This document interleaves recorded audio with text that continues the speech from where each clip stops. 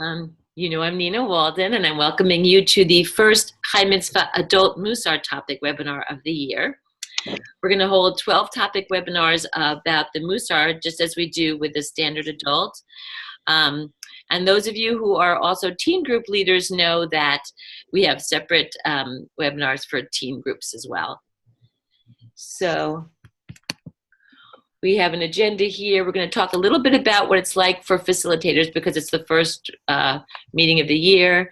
We'll go over the topics and the themes and the and some of the practices we can do to help bring this midah to life. In case you're curious about the how the Mussar track relates to the Chai Mitzvah monthly topics, we have rites of passage, wisdom, Chochmah, as you can learn from every experience. Tzedakah and philanthropy, our Mussar midah is generosity, nedivut. For the individual and community, compassion, rachamim. Interpersonal relationships, spiritual friendship, chavruta. Mindfulness, conscious living, equanimity, menuchat hanefesh. Passover insights, order, seder. Israel and the Jewish spirit, faith, bitachon. Gratitude, hakarat hatov.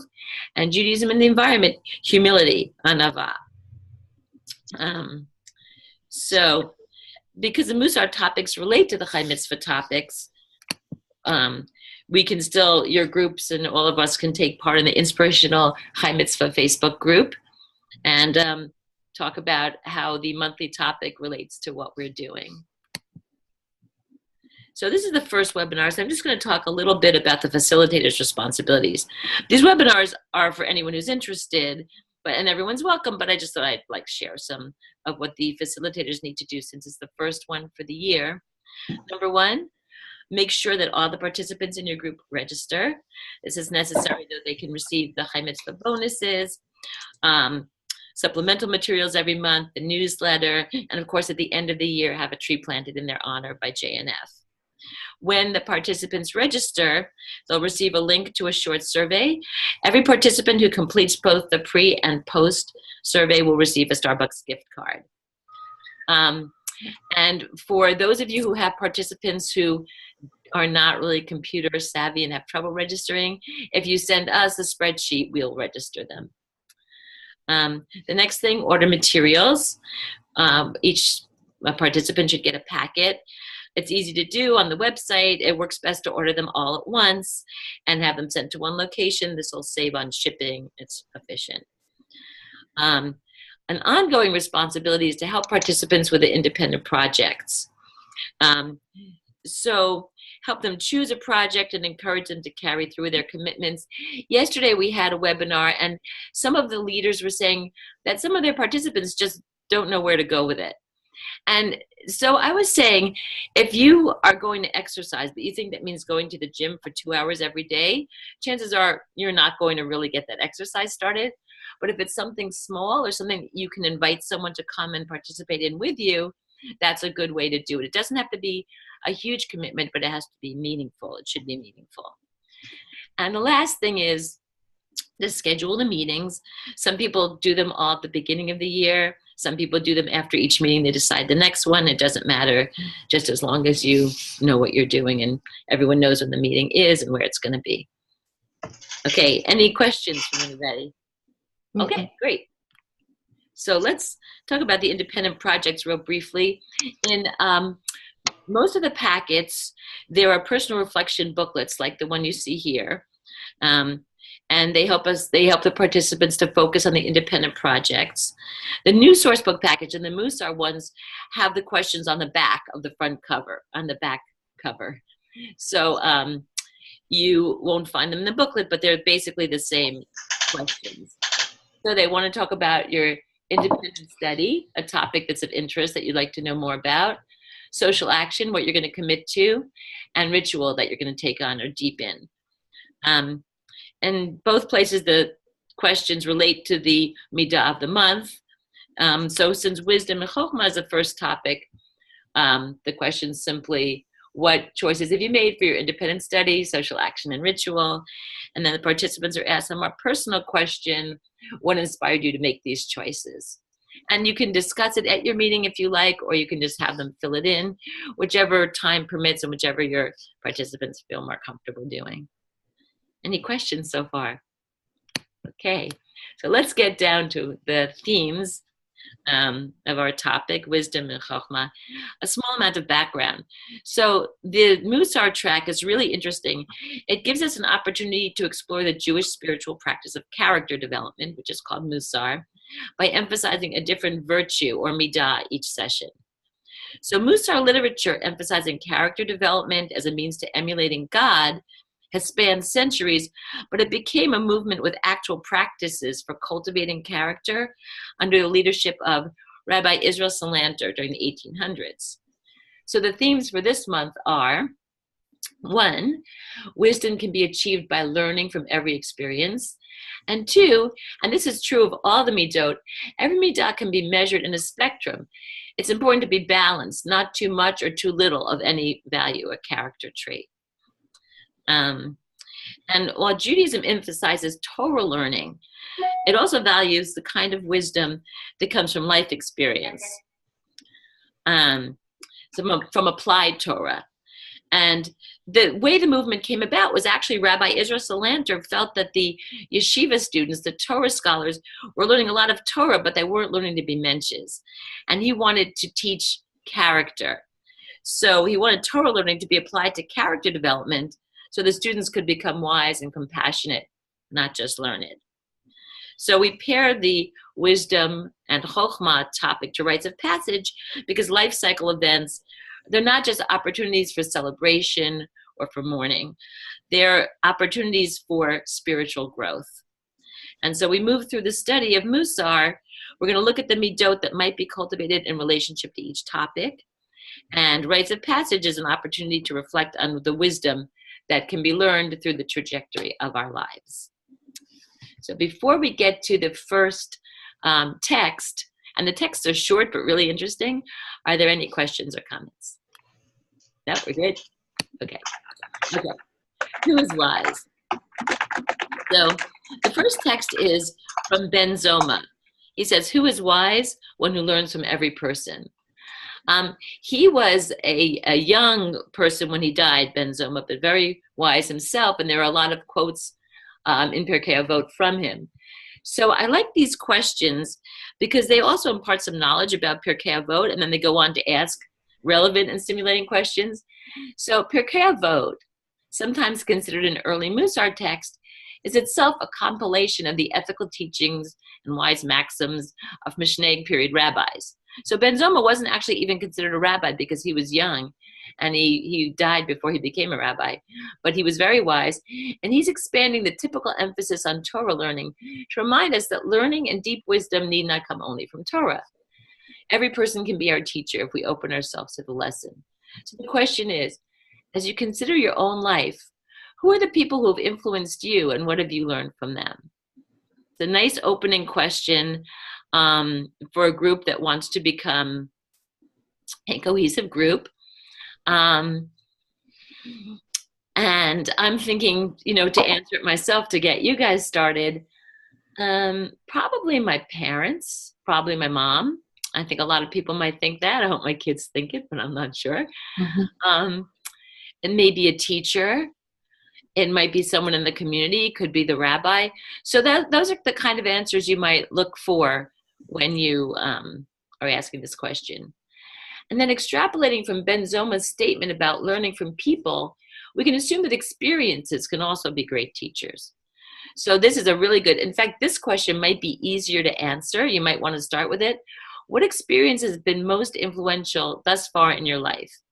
What specifically have those experiences taught you? And this is kind of relates to the topic, the standard Chai Mitzvah topic about rites of passage. Yesterday, we had an interesting talk. We were talking about what's the difference between a milestone and a rite of passage.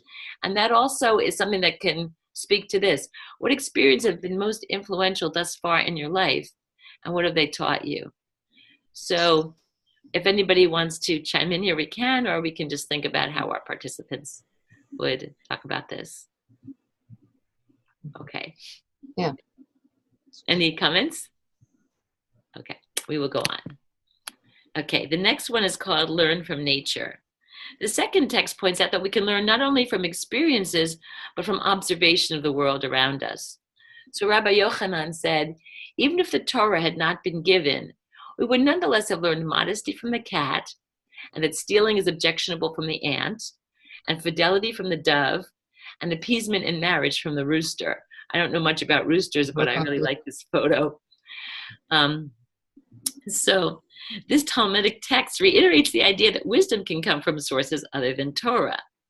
The text gives 4 examples of animals whom we might learn through careful observation. So every experience in our lives is part of our spiritual curriculum, an opportunity to develop our character and to grow spiritually. So we can ask people, can you identify something you've learned from your observation of animals, plant life, or natural phenomenon? And this could be a hard question for people to answer. So a couple of examples. I worked for JNF in the education department for many, many years, and I love this. I always used it when I would go speaking. So the redwood trees are the tallest trees in the world. They are hugely tall. Does anybody know how long their roots are? Their roots are, and especially when I do this in groups of kids, I'll say, who's 4 feet tall? Stand up if you're 4 feet tall. Their roots are really short. They're 4 feet tall. So what we can learn from the redwood trees, how do they stand up? Their roots don't grow straight. Their roots grow at an angle like this. So they lock into the tree next to them, and that way they hold each other up. That's an example of something we can observe in nature and we can learn from. Another one, I learned this quote from Rabbi Arthur Waskow, but I think it's actually could be in Pirkei Avot or in some other literature. It's, we breathe and the trees breathe. We breathe in what the trees breathe out. So we breathe each other into existence, and the breath goes in a cycle. That's another thing about learning to depend on each other, and how everything in the world is like a puzzle. It all fits together. So there's really a lot of things we can learn from nature.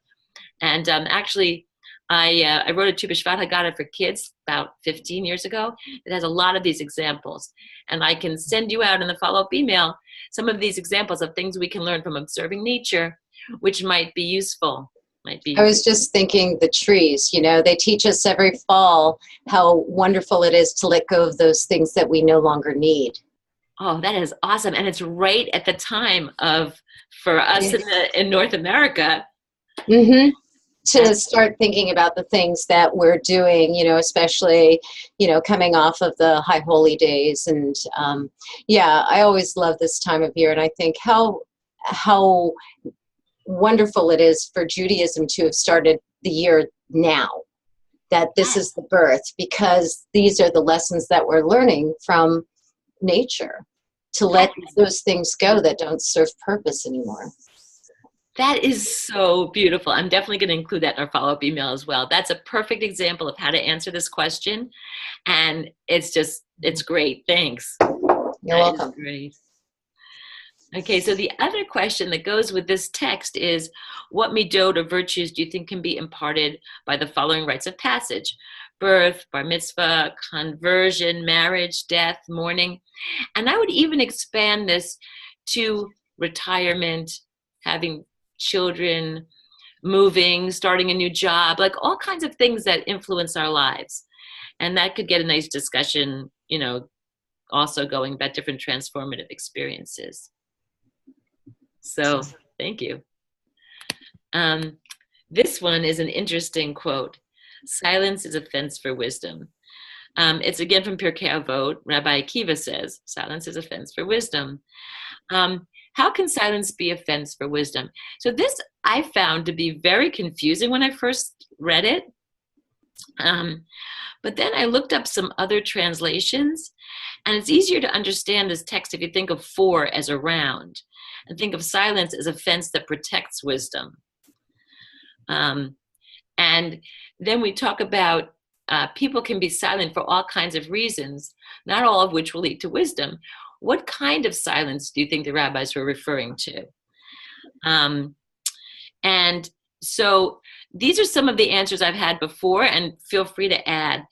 The kind of silence Rabbi Akiva is referring to is listening.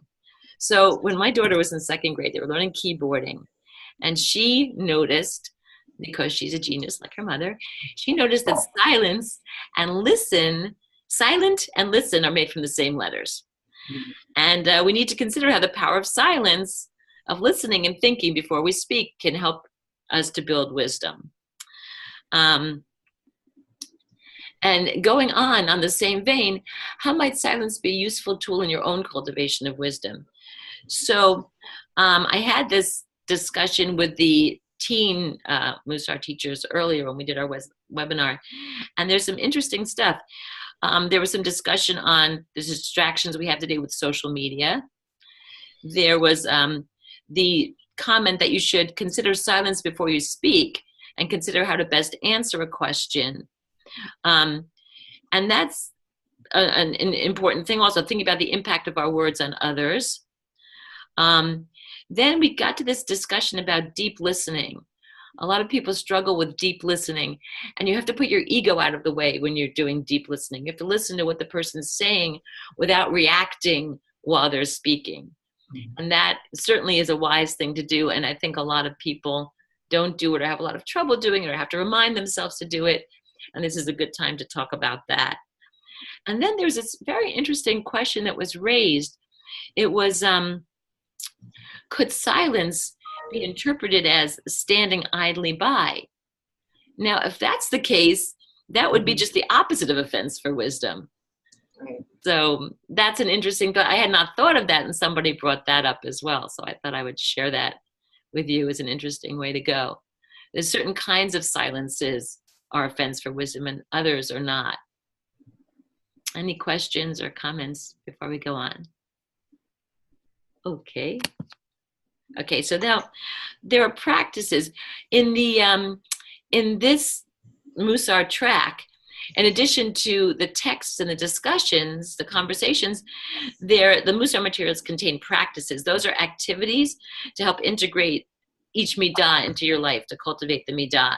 And that's common in Mussar study. So some of them that are included here, I'm going to go through.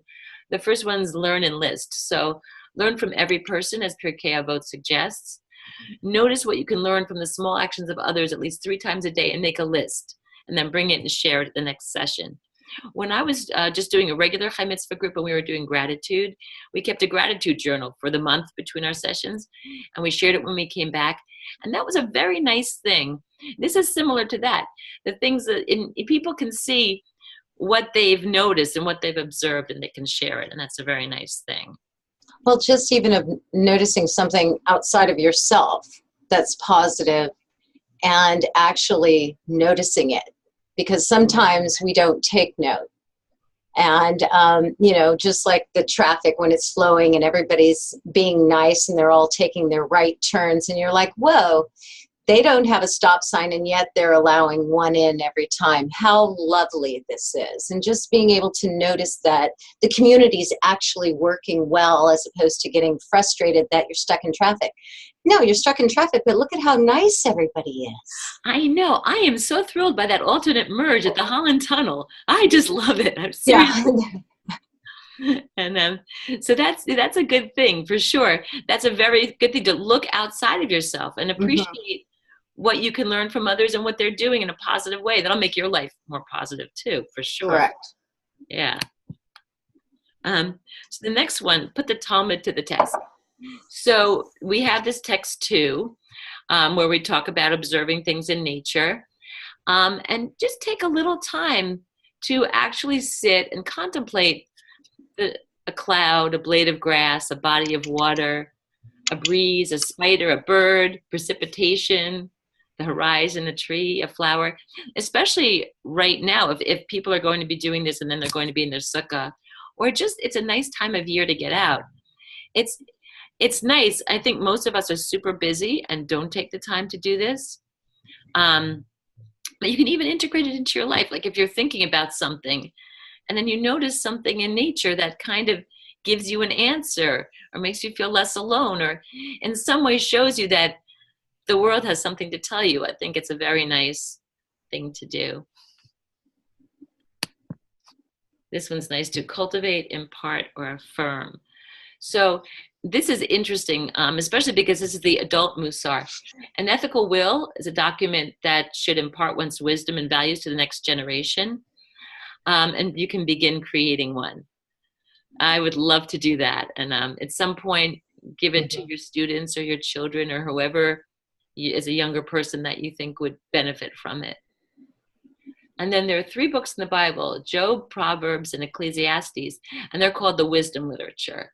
So again, this might be like a nice thing for a Saturday afternoon, sometime when you have just a little time and you want to take your brain somewhere else.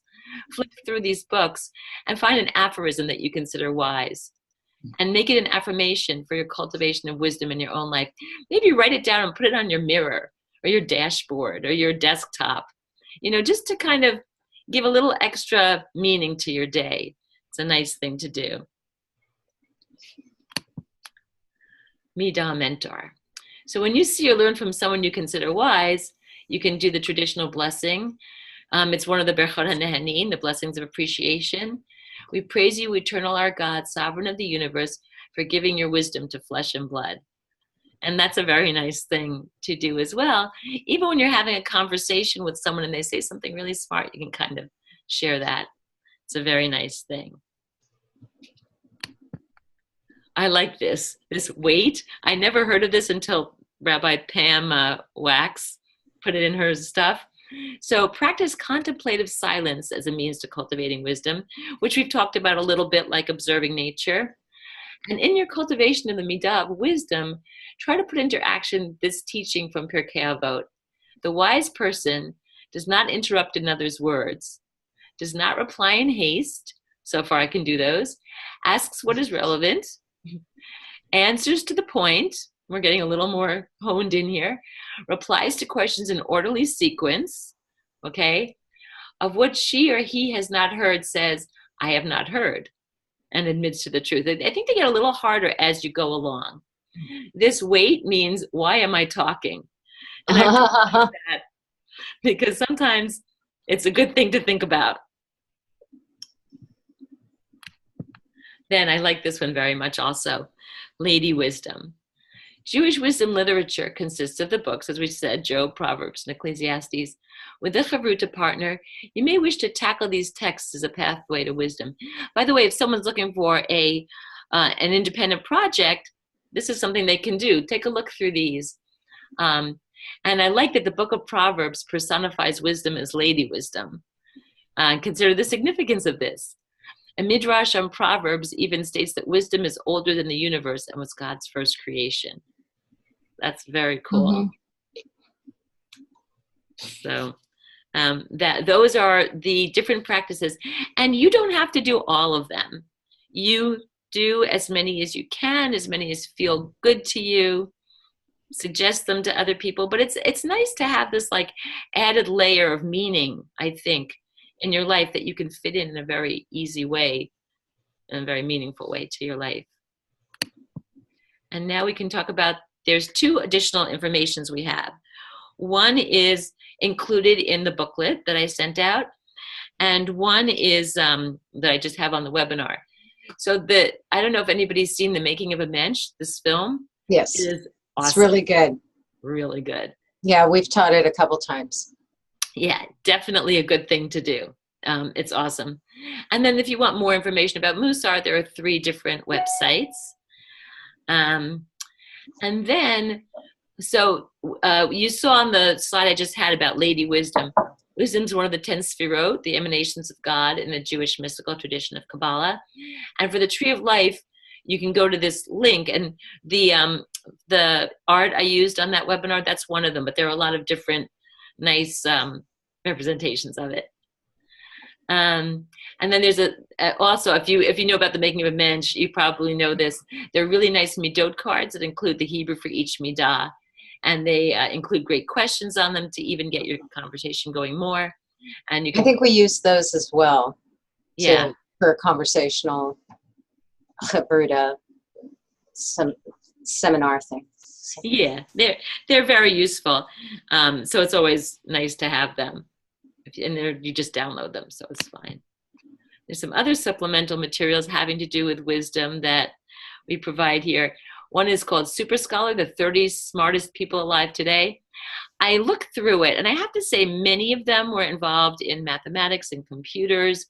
Only a few were philosophers, but it's interesting to look through.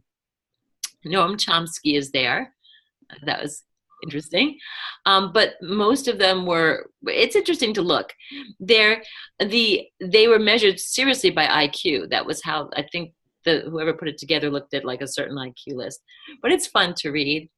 And then A Word to the Wise, words of wisdom, some powerful quotes. I really like that.